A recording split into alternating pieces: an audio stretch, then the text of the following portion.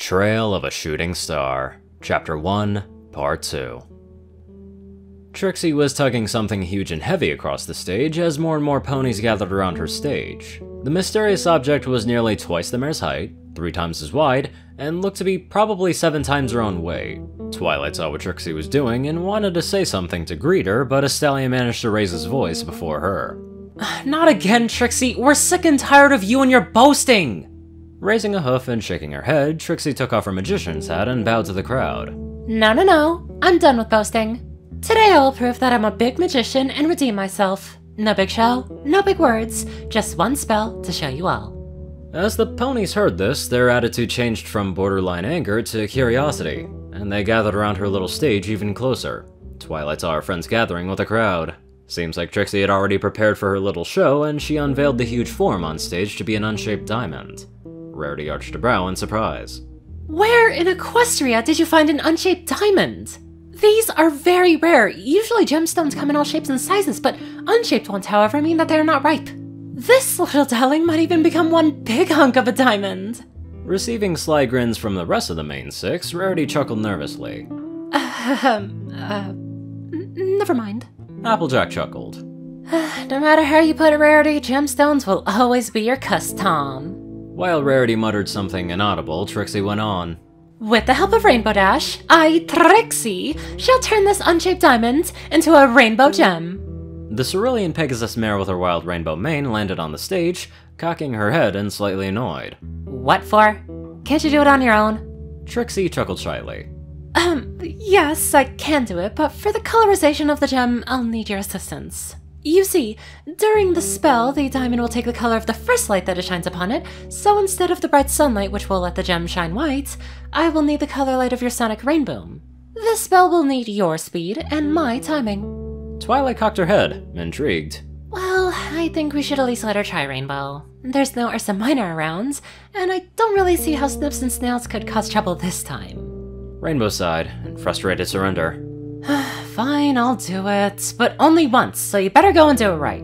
Unlike Trixie's former treatment of Rainbow Dash, she nodded, beaming with a grateful sparkle in her eyes. Thank you, Rainbow Dash. I assure you that this will work. The Pegasus, on the other hand, only rolled her eyes. Yeah, whatever. So you say this is about timing? So that means my sonic rainbow has to go off the second you perform your spell. Shaking her head, Trixie responded. Oh, no, not just anywhere. Almost right above it. And that's why I have chosen this park. So you can fly without the obstacles of the buildings. I'll try to withhold the spell until the timing is just right. The plan took image in Rainbow's head, and she nodded as she tipped her chin. Oh, good thinking. I never really tested the effect of my sonic rainbow on buildings, so I can't guarantee I wouldn't break anything, but you guys better duck just in case. I don't want to blow you away. I mean, well, yeah, I want to, but not literally, so let's do this. Dash took to the air, climbing high into the sky above the park until all of Ponyville was visible to her. Accumulating magic and condensing it at the tip of her horn, Trixie gritted her teeth as she focused onto the spell in her mind. The strain was intense, and maintaining this kind of spell was actually bordering on painful for her. The gathered crowd of ponies stood back from the stage, silent in anticipation, willing to give the braggart another chance. Trixie was grateful, and swore not to waste their faith as she pushed her concentration to a new level.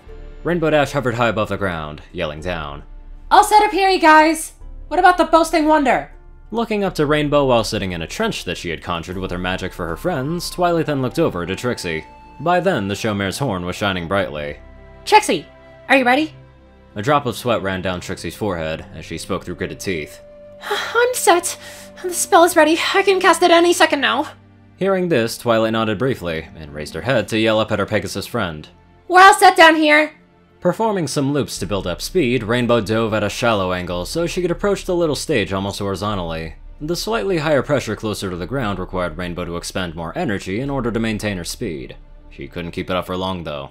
She saw the stage approaching quickly and gritted her teeth, only just managing to break the sound barrier directly above the unformed gem, then angling herself upward and away from it.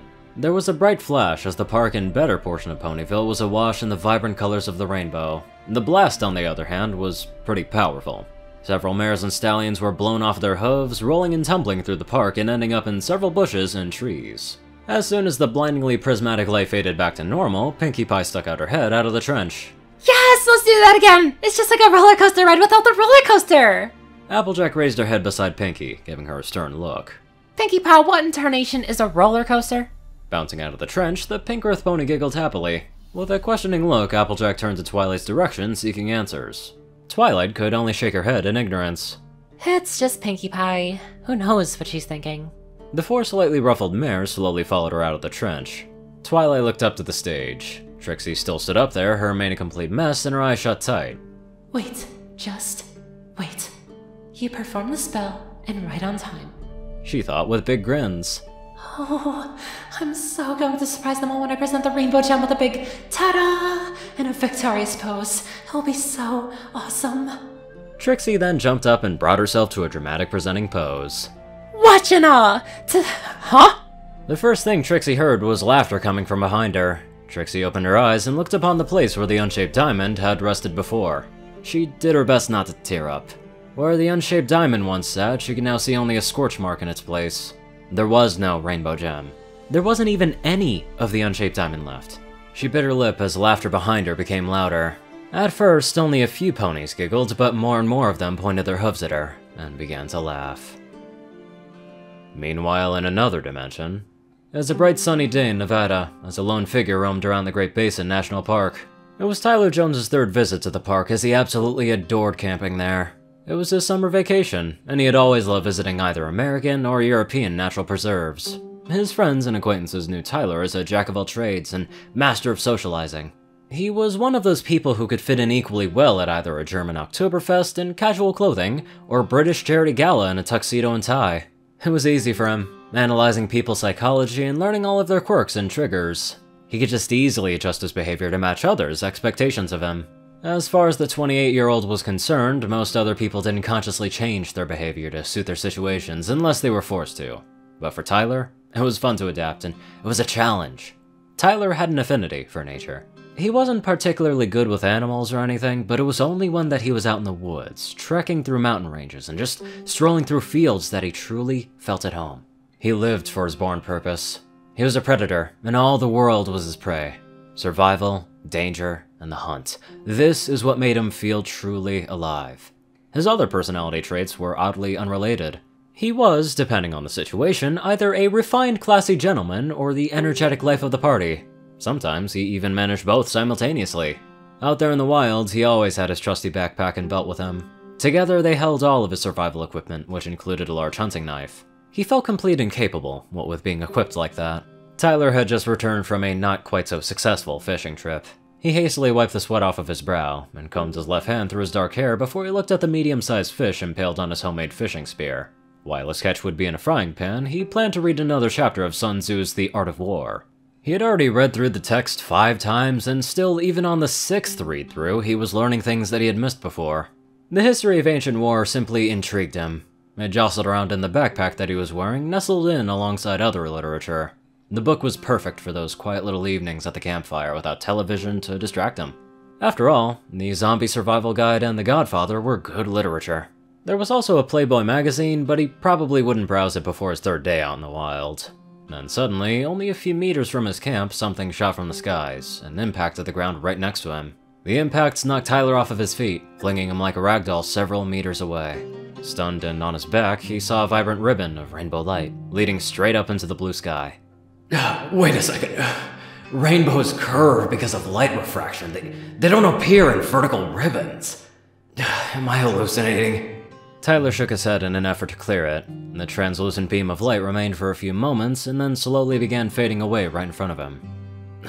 Now what? He thought with a chuckle. A pot of gold. Yeah. That'd be fitting. As he slowly stood up, he realized his fish was lying in the dirt next to him, pulped from the pressure of the impact.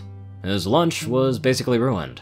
Casting his gaze to either side, he looked around, trying to see what caused the impact. At first, all he could see was showering dust, dirt, and debris. As the cloud of dust cleared slowly, he saw the ground had formed into a small crater, 2 meters on the left of him, presumably the point of impact. With a whistle, he realized just how lucky he had been. If that meteor had impacted a mere 2 meters to the right, that would have killed me. Wait a second. The explosion had way too much force for a crater that small. The pressure alone should have pulped me like my poor fish. He was puzzled about the seemingly unfair laws of physics, but waved it away. He wasn't into meteorites, asteroids, or other objects falling from the skies. It didn't matter right then. He had survived, and the crater was there. Seems like that spell Trixie did actually worked. It just probably needs a couple of tweaks, like not teleporting to another dimension, and also not possibly killing an individual. Anywho, let's get on to our golden donators. Top donators: TacoCat598, Peter Coulthard, J Tinman, Darkside, Ponyman, and Gauntlet. Zar630, Strix, Rayden, Narwhals, Black Moonheart, Drake Lovedragon, Pastel Skies, Dospo, Madman Stan, Delta Omega, Jack Cadge, RuneTython9852, Hunter Norman, Dash of Evergreen, Riney Dragonwolf, Tal Rasha, The Toilet Snake, Sword Brethren Mordred, Ronin Wandering, Random Person Man Guy, Easy, Sky Ochia, Leslie Prickett, Jordan Peterson, Crimson Kitsune 9, Lightskin, Monster Kitty, Tim Bob, Starlight Glimmer, Lightning Blitz, Squiddy Boy, David E. Sanchez, Soul Dragon, Gaggy, Trey, Shadow Drake, Joe Piercy, Hunter Mara, Alex F., Rainbow Dash, Teal'c Anderson, TV Killer, John Becker, Leon Reynolds, Raven Speedster, Zach Rakau, Mystery CU, Edgar Garcia, One Kingdom 1, Nissa Rusan, Vazuri, Dyslexic Character Sheets, Just a Random Boy, Hodrick Plunkart, A Crazy Person, Ponyman365, Neapolitan, 6 of 9, Shyfire, Stamp, and Dion Baseri. Thank you all so much for watching this video, and live life to the fullest.